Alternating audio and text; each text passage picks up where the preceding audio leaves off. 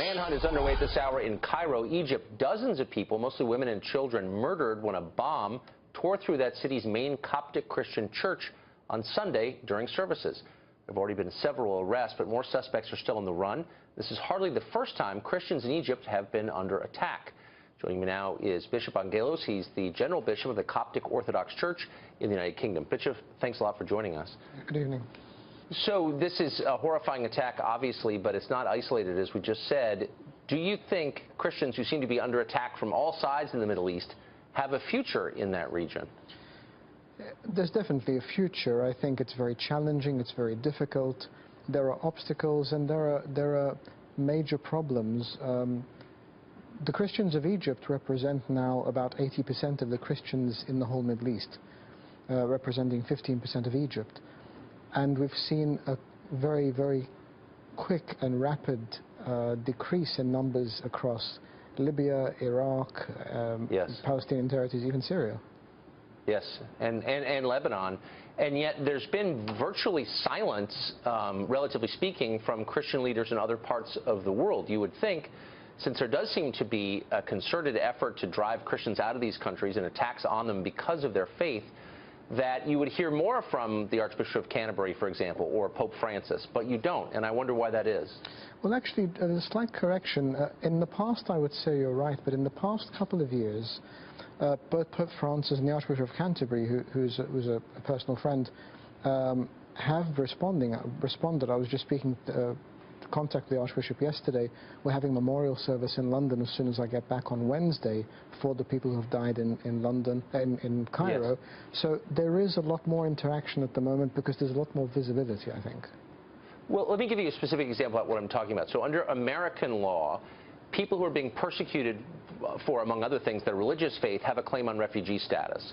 And yet the Obama administration has admitted virtually no Christian refugees from Syria. I think out of the 10,000 we've admitted so far, roughly we've admitted 57 Christians, which is about half of 1%. Clearly they're discriminating against Christians. And yet you haven't seen leaders of Christian faiths in America or in Europe decry that and say, wait a second, why aren't we allowing Christian refugees in greater numbers? Why? I think there's a major flaw in the system. We just had the Patriarch of the Syrian Orthodox Church in London last week, and I organized a meeting in the House of Lords for him. The problem is that these schemes bring in refugees that are registered under United Nations UNHCR system. Christians tend to be cared for by Christian communities, and they're not registered under that scheme. So we need to encourage governments to work with the UN to get the Christians registered, because as you say, there's a double discrimination.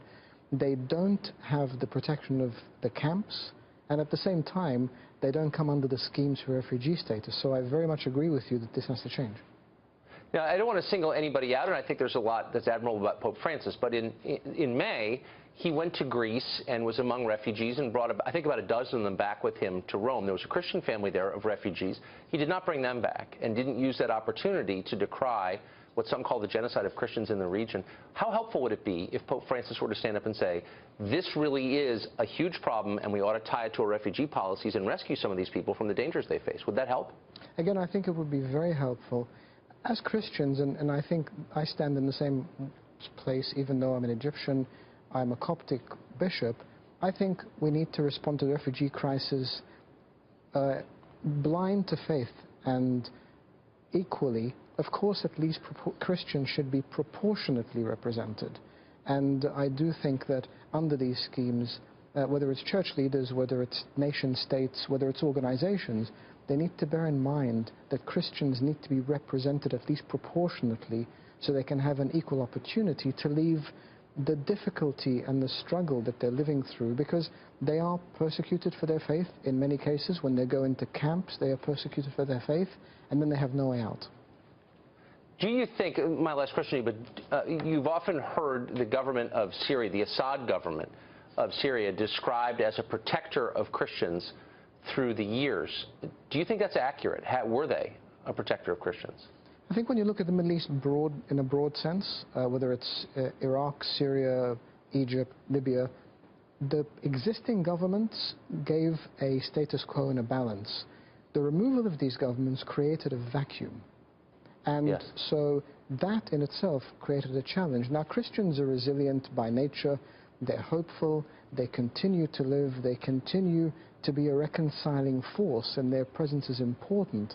But before we scream for democracy and democratic change, we surely must have an alternative. Otherwise, we create a political vacuum, and then those most vulnerable, whether they're Christians or Yazidis or anybody else, end up bearing the brunt not only of the vacuum, but also of oppressive groups and regimes that come in. That is such a wise point, one of the many unintended consequences. Bishop, thanks a lot for joining us. Thank you for all you do. I appreciate it. Thank you.